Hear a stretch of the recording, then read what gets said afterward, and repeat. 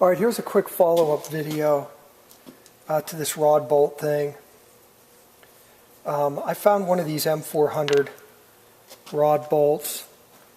Make sure you can see that. There you go. So here it has a really elliptical shape that I was telling you about. And these are the knurls in here. Okay, so I think I'm still in frame. But if you look, when this thing is seated all the way down here, there's a tremendous amount of distance that engages the rod cap in a press fit.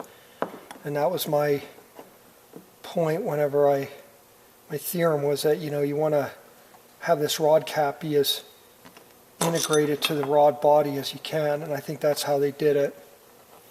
And this fit down here perfect. There's a very tight space in between here and this cutout here, and this fit in here perfect. I didn't see any metal shaving from the rod or from the rod bolt, so I just pressed them in there. That worked perfect.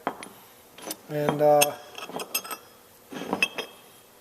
I used this method I was saying about using a rod bolt stretch gauge. So I did use the recommended lube, which helps it really go smooth and easy, where the dial indicator needle it doesn't chatter, it doesn't chop, it just works its way right up to exactly where you want to be.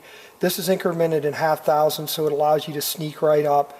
I ended up just putting a box end wrench. I had enough room with the retainer nut there to get in here with just a box end long handle wrench and be able to turn it, as the engine was being assembled for each one, and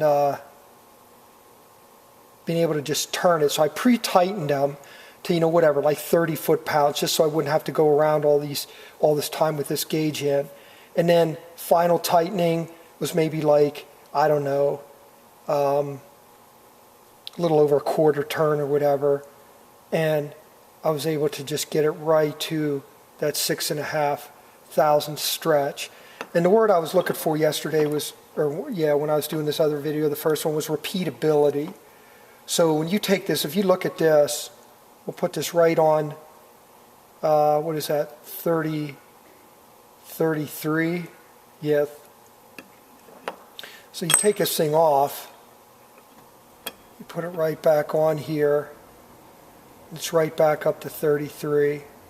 So that's the beauty of having these little dimple cutouts in this type of bolt, quality made piece, and then use one of these stretch gauges. You can get right in there and get your repeatability every time down to just right on the needle. So anyway, that's that. And this is just a regular hardware grade 8 nut, but we'll just put this on here. And if I remember right, they had the correct 1.5 thread or whatever sticking out once this thing was tightened, which is really what you want. You don't want excess sticking out. I guess it's pointless, and you don't want it to be flush. You want a little bit out like that. If I remember right, that's about how they were.